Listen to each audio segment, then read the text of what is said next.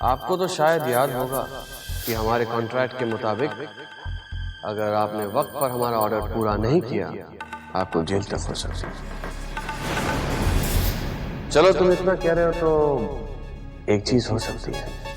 तुम्हारे पास पैसे नहीं है, राइट? लेकिन बीवी तो है। तुमने मुझसे एडवांस में पैसे लेने के बावजूद टाइम पर मेरा काम पूरा न करके मेरा लाखों का नुकसान कर दिया है, और अब तुम इस जुर्म में अंदर जाओ। चल, अब मैं तुझसे जेल में ही मिलता हूं।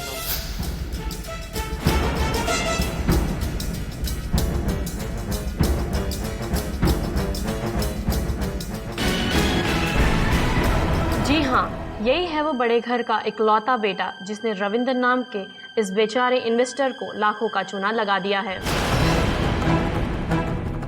रविंद्र नाम के इस इन्वेस्टर का आरोप है कि उसे सही समय रहते हुए भी इस ठगी का पता ना चला होता तो शायद आज वो अपना सब कुछ गवा चुका होता। विश्व सूत्रों से पता चला है कि पुलिस रविंद्र की शिकायत पर ऋषि रायचंद नाम के इस फ्रॉड को पकड़ने के लिए निकल चुकी है। बड़े बापों के बिगड़े बेटों की फहरिस्त में अब एक और नया नाम जुड़ चुका है, और वो है वृंदावन के विख्यात व्यवसायी रायचंद जी के इकलौते कपूत ऋषि रायचंद। इसका मतलब पुलिस मुझे अभी पकड़ लिया?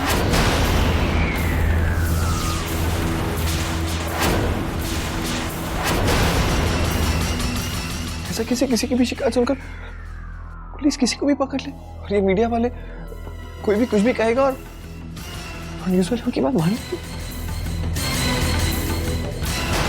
क्या हुआ?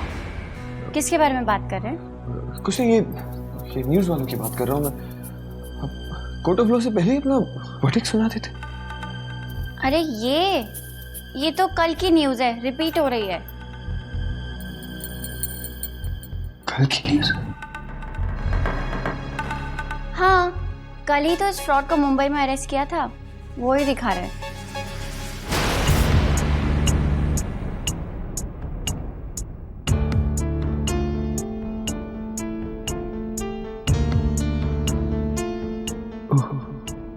मतलब ये मेरी इमेजिनेशन थी?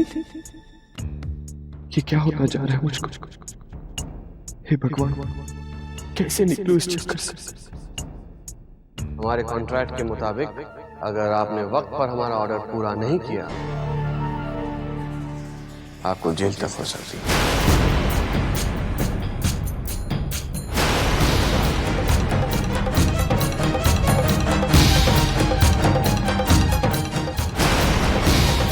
तुम्हारे पास पैसे नहीं है, राइट?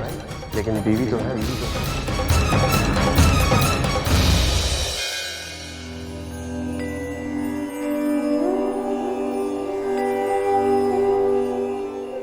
जी सुनिए,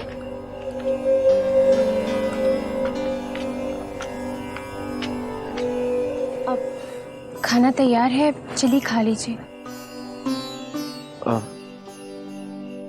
अब चख तो लीजिए। वो क्या है कि आज मेरी नौकरी का पहला दिन है, और अगर खाना अच्छा नहीं हुआ तो धर्मशाला वाले मुझे थोड़ी ना रखेंगे। इसलिए मैंने सोचा कि अगर आप खाना खा लेते तो मुझे पता चल जाता कि खाना ठीक बना है या नहीं। वो क्या है कि मुन्ना सो गया है, नहीं तो खाना मैं यहीं ले आती। अरे नहीं, इसकी कोई जरूरत नहीं है। अच्छा चलिए।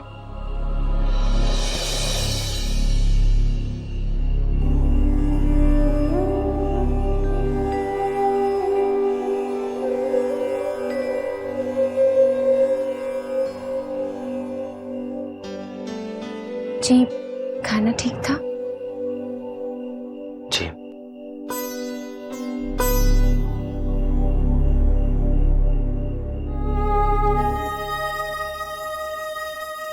आज मेरे मुन्ने ने हफ्तों बाद पेट भर के खाना खाया है।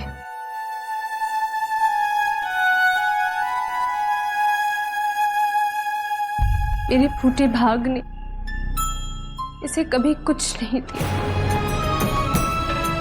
और आज आपकी वजह से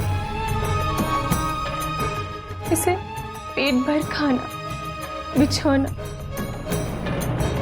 और सर पे छत मिल गई। अरे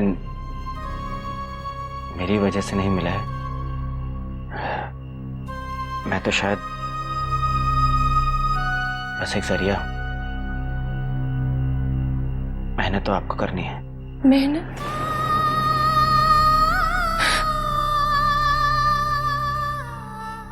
मेहनत तो मैंने बचपन से ही की है, लेकिन उसका फल मुझे कभी नहीं मिला। और अभी अपने बचपन के गुजरने का शोक भी नहीं मना पाई थी कि शराबी बाप ने पैसों की लालच की वजह से मेरा ब्याह कर दिया।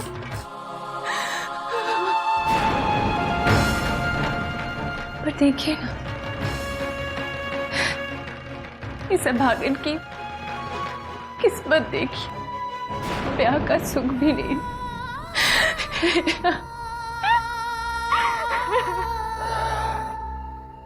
अरे आप रोइए मत, मैं समझ सकता हूं,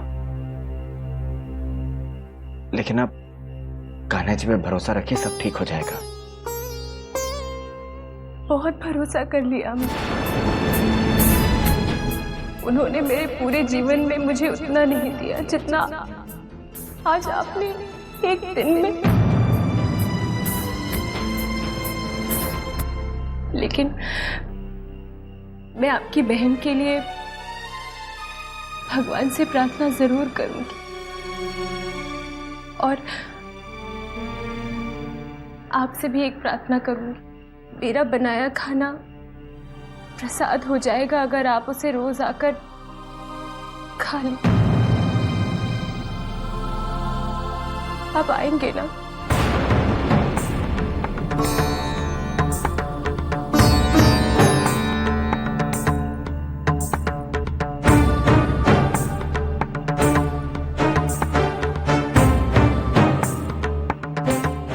आप आएंगे ना? मैं अब चलता हूं।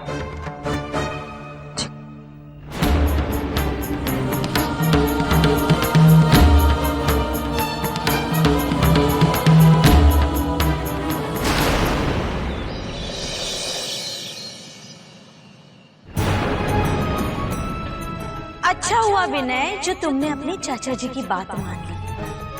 कम से कम वो इस बात से तो निश्चिंत है ना कि अब तुम हमारे कारोबार को और कोई नुकसान नहीं पहुंचाओगे। इसी से तो संस्कार पता चलते हैं विनय, जो कम से कम तेरे पास तो है। आखिर स्नेहलता भाभी ने जो दिए हैं, है ना?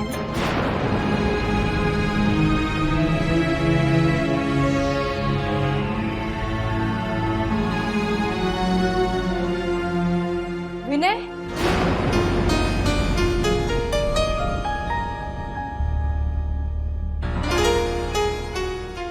कहाँ जा रहे हैं आप? मैं ऑफिस जा रहा हूँ। ऑफिस? वहां जाकर क्या करेंगे आप? अपनी और बेइज्जती करानी है क्या? चाचा जी वहां पर आपको कोई काम करने तो देंगे नहीं, पूरे स्टाफ के सामने बेइज्जती हो जाएगी, सो अलग। तो क्या करूं? हाँ, क्या करूं?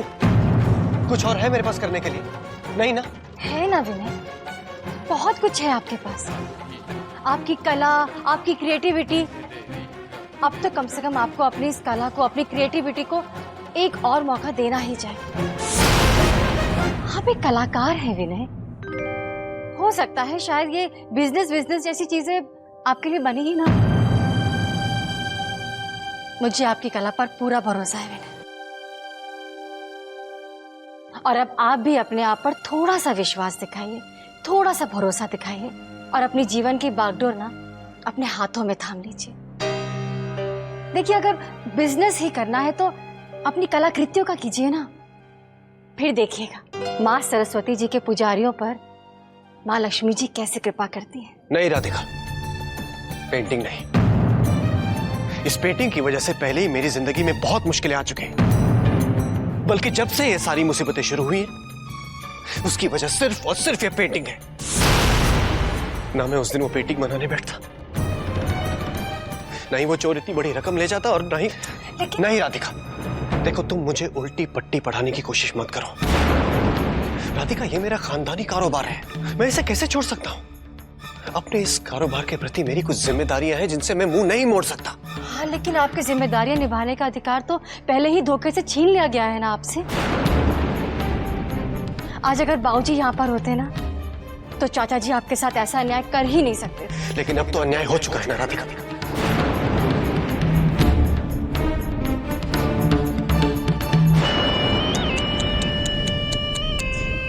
राधिका, तुम भी ना सूखे पेड़ में पानी डाल रही हो।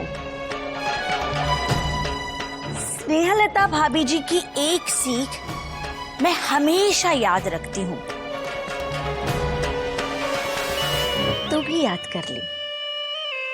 भाग्य से लड़कर कोई फायदा नहीं, जो हो रहा है उसे आदर के साथ स्वीकार कर लो, वरना अपना समय और शक्ति दोनों बर्बाद करोगे, और हाथ सिर्फ ये आएगा।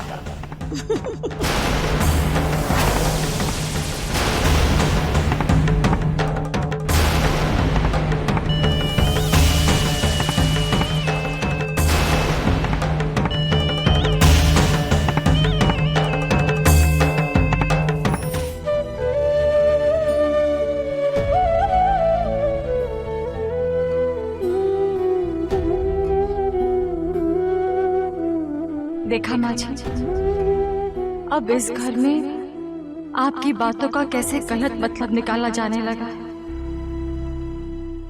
इनके सीधेपन का फायदा उठाकर हमें बिल्कुल ही भिखारी बनाया जा रहा है। आज अगर बाबूजी यहाँ होते ना, तो हमारे साथ ऐसा कुछ भी नहीं होता। वो भी तो नहीं है यहाँ, पता नहीं कहाँ चले गए। अब आप ही बताइए ना माँ जी, मैं क्या करूं मैं?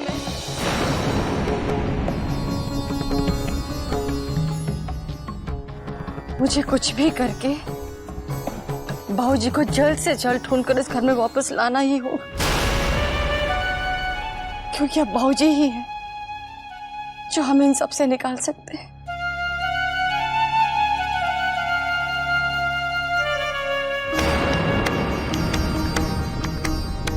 हेलो,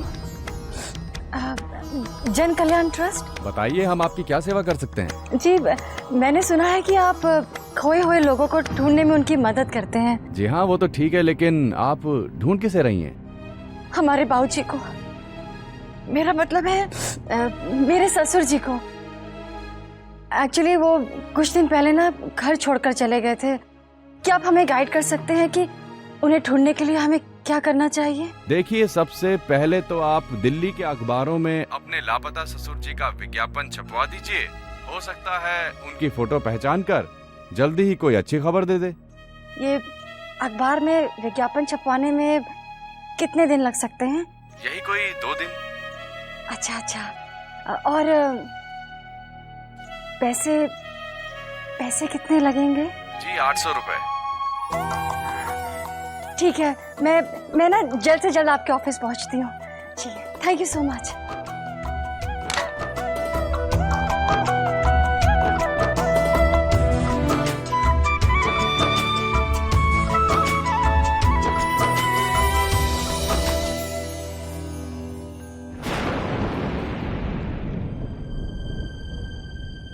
ऋषि, हम लोग रूम में क्यों जा रहे हैं? बातें कॉफी शॉप में भी तो हो सकती है ना? ऑफ कोर्स, लेकिन कॉन्फिडेंशियल बातें कॉफी शॉप में नहीं हो सकती ना। Please don't make faces now, come on.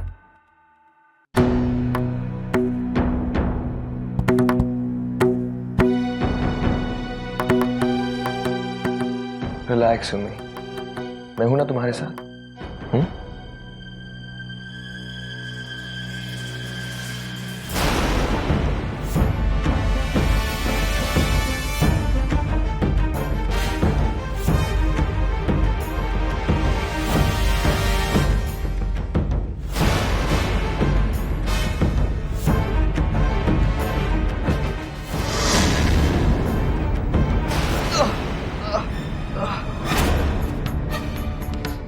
मेरा पेट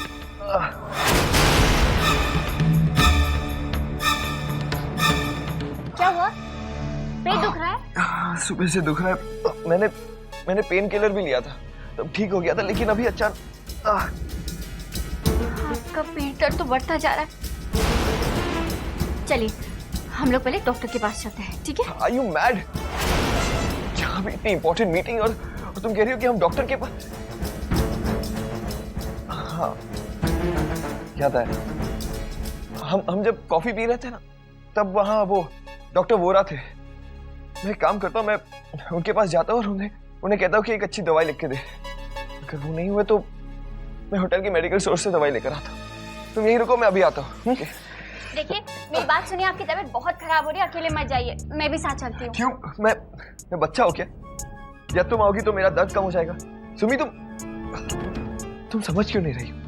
अगर हम दोनों चले गए और फिर अगर क्लाइंट पीछे से आएगा तो वो क्या सोचेगा कि हमने उसे वादा किया कि हम उसे मिलेंगे और हम ही नहीं। प्लीज मेरी रेपुटेशन का थोड़ा ख्याल रखो। हाँ तो ठीक है, उन्हें फोन करके बता दीजिए हम अभी आ रहे हैं, वो थोड़ा वेट कर लेंगे। क्लाइंट्स को रुकाना ये मेरे उसूल के खिलाफ है। This is not my style, you get that?